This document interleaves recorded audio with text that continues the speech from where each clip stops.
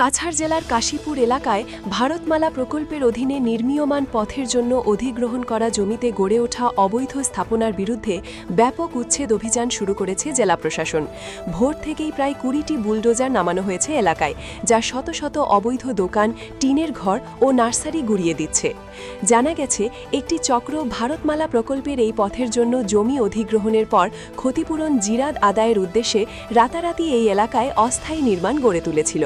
তবে সংবাদ মাধ্যমে এই জালিয়াতির পরিকল্পনা ফাঁস হয়ে যাবার পর প্রশাসন দ্রুত পদক্ষেপ নেয়। এর আগে গত ৫ই জুন আরকাটিপুরে উচ্ছেদ অভিযান চালিয়েছিল প্রশাসন। আজ কাশীপুরের সেই অভিযান আরও বিস্তৃত আকারে শুরু হয়েছে। উচ্ছেদ অভিযান শান্তিপূর্ণভাবে সম্পন্ন করতে প্রায় ১,০০০ পুলিশ ও সিআরপিএফ কর্মী মোতায়েন করা হয়েছে।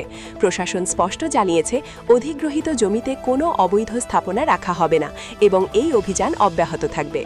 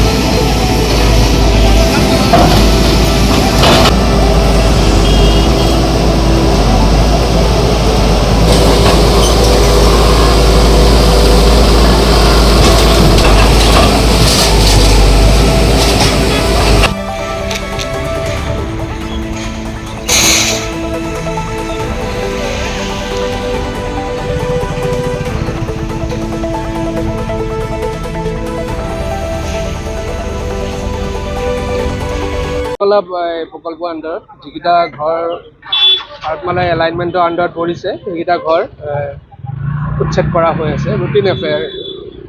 কোনটো ঠাইত? এইটো কাশীপুৰ এৰিয়া পৰে, কাশীপুৰ পাৰ্ট 2। চিআৰপিএফ কেম্পৰ পৰা সেইফালে এই বাদ্ৰী ব্ৰিজৰলৈকে হৈ আছে।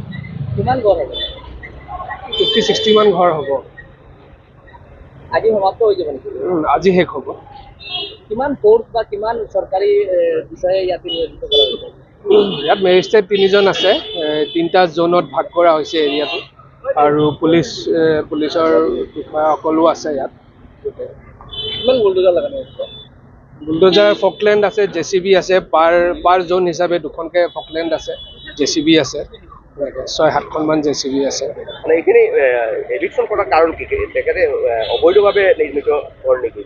অবৈধ আছে, বৈধ ঘৰ আছে। যিকেইটা আপোনাৰ এলাইনমেণ্টৰ আণ্ডাৰত পৰিছে, কম্পেনচেশ্যন নিৰ্ধাৰিত কৰা হৈছে, কম্পেনচেশ্যন পাইছে। এতিয়া জাষ্ট মানে কামটো আগবঢ়াবলৈ এইখিনিতো খালী কৰাবই লাগিব।